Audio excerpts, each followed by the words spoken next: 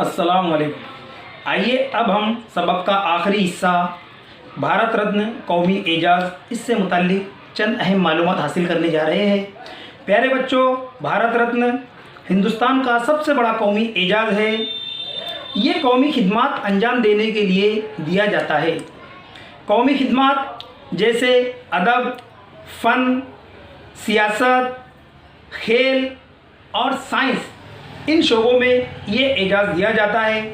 भारत के पहले राष्ट्रपति जनाब राजेंद्र प्रसाद ने 2 जनवरी 1954 को ये एजाज़ दिए जाने का ऐलान किया। प्यारे बच्चों, इब्तिदा में ये एजाज़ इंतकाल के बाद नहीं दिया जाता था, लेकिन सन 1955 में इसे इंतकाल के बाद भी दिए जाने की तजवीज़ पेश की गई और मंजूर भी की गई। अज़ीज़ बच्चों, ये एवार्ड या ये एजाज़ साल में 3 मरतबा दिया जाता है। 3 लोगों को दिया जाता है।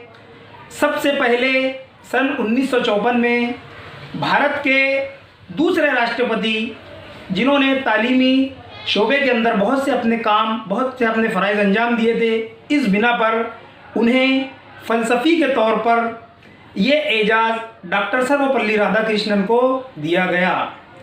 आइए तलबा, अब हम कुछ मुअज़्ज़िज़ शख्स जिन्हें ये एजाज़ दिया गया है, इनसे मुताल्लिक़ मालूमात हासिल करते हैं। सन 1954 में डॉक्टर सर्वपल्ली राधाकृष्णन को फ़लसफ़ी इस शोबे में ये एजाज़ दिया गया। सन 1963 में डॉक्टर ज़ाकिर हुसैन को सियासतदान और मुजाहिद आज़ादी इस शोबे के लिए इनका इंतखाब किया गया।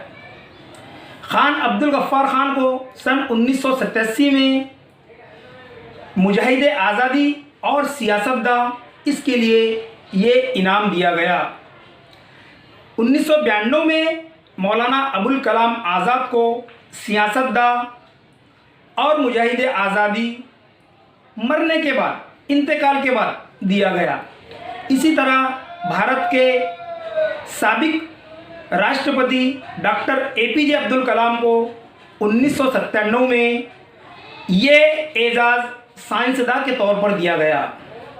इसी तरह गुलकारा हम सब की अज़ीज़ लता मंगेशकर जी को 2001 में ये इनाम, ये एजाज़ दिया गया।